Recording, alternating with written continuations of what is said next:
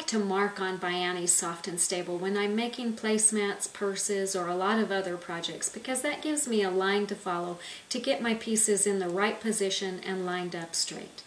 My favorite tool for marking on Soft and Stable is the Clover Chalkoliner Pen Style Chalk Marker. It's a mouthful, isn't it? These come in several colors. My favorites are the white, the blue, and the silver.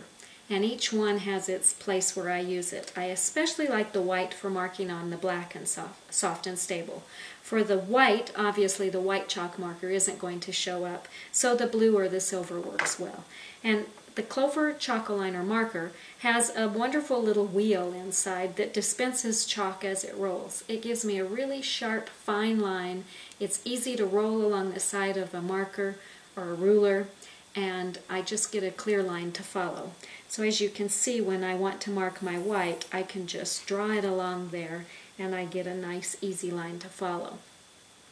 On a lot of my patterns, you need to draw a guideline to know where to line things up. So for instance, on the placemat, I'm going to begin, let's move this out of the way, I'm going to begin by marking guidelines all the way around the outside edge, using my ruler as a guide to know where to line them, and I'll just mark my lines so that I've got a guideline to line my inner pieces up, the beginning pieces that I mark. Again, you can see how easy those lines are going to be to follow.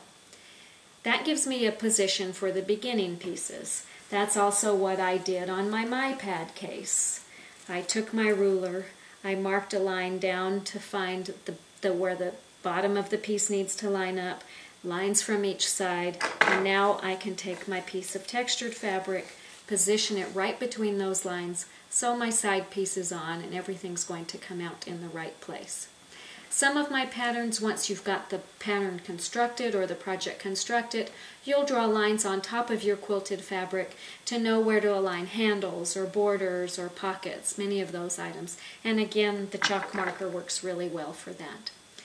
These also work nicely because when I get ready to sew, all it takes is the air from my needle to get rid of the marking lines. So I don't use these when I want a line that's going to be permanent or going to stay for a while, such as a line that I might be marking for machine quilting a quilt. But for temporary lines that you don't need to last for a long time, I highly recommend the Clover Chalkoliner pen style markers. When your marker runs out of chalk, you can get a handy little refill. It comes in a package. It's a separate little base. You just take your original marker with the top, screw the bottom off, take the tip off this one, screw it in, and you've got a new marker ready to go. You'll find Chalkoliner pen style markers and refills at my website, ByAnnie.com.